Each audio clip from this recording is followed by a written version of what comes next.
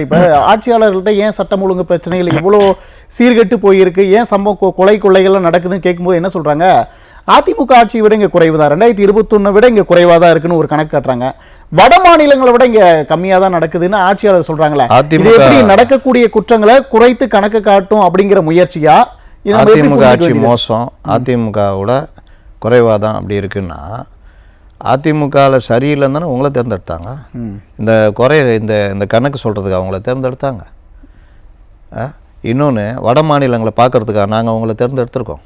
நாங்கள் எங்கள் ஸ்டேட்டில் நிம்மதியாக இருக்கிறதுக்கு தான் உங்களை தேர்ந்தெடுத்திருக்கோம்.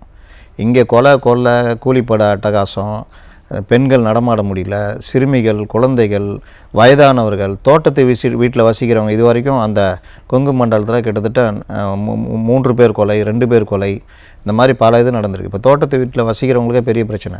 அந்த இதில் அன்புமணி ராமதாஸ் ஒரு இது சொல்கிறாரு, ஒரே டைப்பில் இந்த இது நடந்திருக்கு, ஆனால் வேறு யாரையும் பிடிச்சி கொண்டு வந்து இவங்க தான் அது காரணன்ற மாதிரி மாற்றுறாங்க. ஒரு முழுமையாக அதுக்கு குற்றவாளிகளை கண்டறியல சொல்லன்றாரு. அப்போது இந்த மாதிரி விஷயங்கள்லாம் இவர் உள்துறை செயலர் சொல்கிறாரு, அங்கே போன வருஷம் இந்த வருஷம் குறைவுன்னு. அந்த பட்டியலில் தப்பு.